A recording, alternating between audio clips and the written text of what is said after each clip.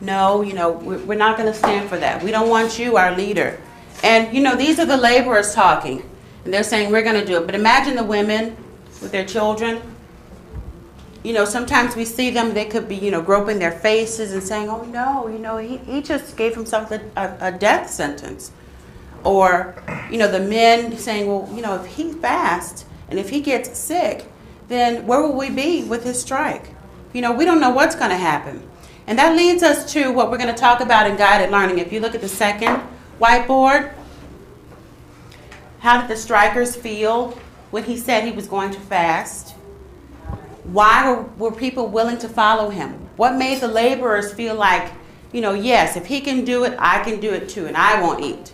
And I'm sure some of them probably did. He told them no, but I'm sure some of them said, if my leader can do it, I'm going to do it too. Similar to what some people did with Martin Luther King and how the animals did with Major in Animal Farm.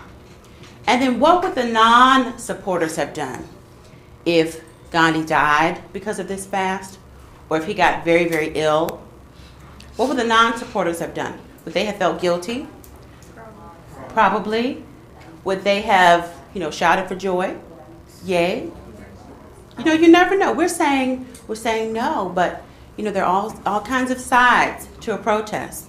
It's not just two sides. There's people who are happy. There are people who don't want it to happen. There are people who feel I don't give a hoot. What's going to happen? I just want it to be over. And then, why was this an effective example of leadership? When you come to me for guided learning, think about them, but we're going to talk about that. Okay, let's continue. Page 138. Tom? There is no need for you to fast, I replied. It would be enough if you could remain true to your pledge. As you know, we are without funds, and we do not want to continue our strike by living on public charity. You should therefore try to eke out a bare existence by some kind of labor, so that you may be able to remain unconcerned. No matter how long the strike may continue, as for my fast, it will be broken only after the strike is settled. Okay, so Gandhi is now saying it's no need for you to do that. Listen, you all have got to take care of your families, Angelica, and you've got to keep on doing what you're doing. Hold fast to your dream. I know I don't hear Candy. And continue to do what you're normally doing. You've got to work because we don't want public charity. We don't want a handout. We don't want people coming to our homes, giving us food. We don't want to resort to that. So he says, as for my fast, it will be broken only after the strike is settled. And he's speaking very calmly to them. And he's telling them, listen, hold fast, this is me. I'm your leader, and I'm going to make a change. I'm going to make something happen. In the meantime, continue, Angelica, please. In the meantime, Vallabhbhai Very good try. is trying to find some employment for the strikers under the municipality. Municipality, good. But there was not much hope of success there. McAnally suggested that as we needed sand for filling the foundation of our weaving school, it's the ashram. A number of them might be employed for that purpose. The laborers welcomed the proposal. Anusabin led the way with the basket on her head, and soon an endless stream of laborers carrying baskets of sand on their heads could be seen issuing out of the hollow of the riverbed. Keep going. Go ahead. It was a sight worth seeing. The laborers felt themselves infused with a new strength, and it became difficult to cope with the task of paying out wages to them. Okay, so what's happening here? Who can tell me what's happening? What's happening? What did Angelica just read about? What's happening to the laborers? Do they still have jobs?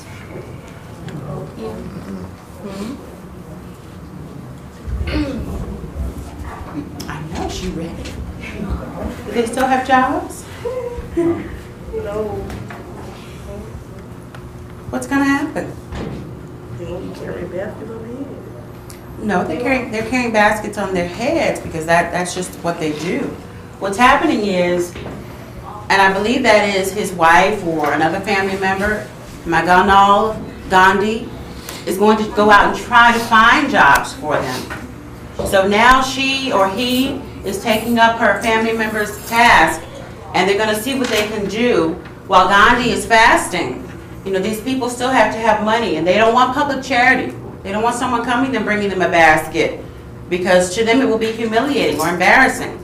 And Gandhi said, you don't want that. So this family member is going to go out and try to find jobs for them, whatever that may be. Okay? Continue, Gabrielle, please. My fast. My fast was not free from a grave defect. And there, my fast was not free from a grave defect. And we see that grave means serious or somber. He knows that. He knows that this is a serious decision that he has made. Continue, Gabrielle. For as I have already mentioned in a previous chapter, I enjoy very close and cordial relations with the mill owners, and my fast could not but affect their decision as a Satagari. I knew that I might not fast against them, but ought to leave them free to influence by the mill's hands strike alone. Okay, we're going to continue just a few more sentences because I want for us to break up into our groups. But continue reading, please, Natalie. My fast was undertaken not on account of lapse of the mill owners, but on account of that of the laborers, in which, as their representative, I felt I had a share. Okay, thank you, Natalie. Keith? How long it was? Oh, with the milling owners, I could only please to facts against them would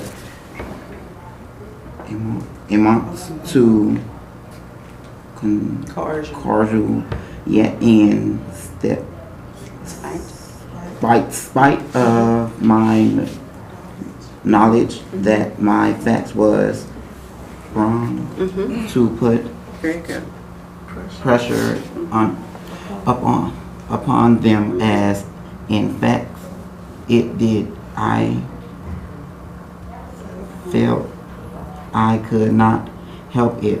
The duly to undertake it seems to me to be clear. Very good, very good. We're going to stop there. And we're going to break into our groups. Team leaders, again, raise your hand so that your teams can see who you are. Stay with your group as you normally do. So what you're going to do, this group here, you're going to come to this table for listening. Okay, and I think it's 4 of you, right?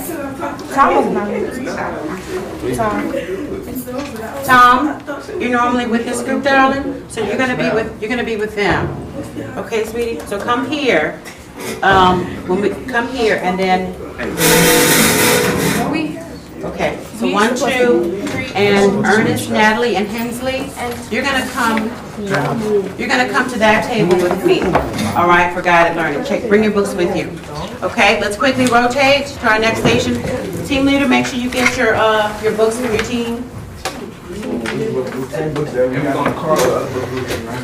What you were reading last time. You may go on the computer, read 180, and I'm going to give us 10 seconds to get what we need to get. 1, 2, 3, 4. Please take your cards with you. Team leaders, make sure your people have your cards. 5, 6. You're going to participate in that, all right? 7, 8. What was the name of your book? 8.5. Who? The Skin I'm In. Oh, good book. 8 3/4. I picked it. So smart, right? The Skin I'm In. The Skin I'm In. But this isn't your listening book. You get the one that you were listening to, not the one we were reading. okay? That speaks. And I'm on That 9. speaks. Look at her speak. 9.5. Yes, Miss Thompson. Very close to 10. I'm so close to 10, I'm warm and I'm hot and I'm about to melt.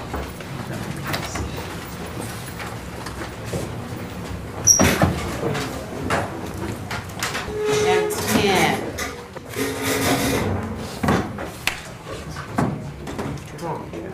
Come to the computer. Let's start on your lesson that you learned.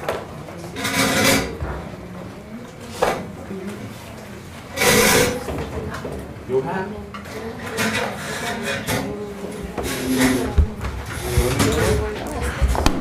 We were listening to, right, so they should have speak. Exactly. Why do you have speak?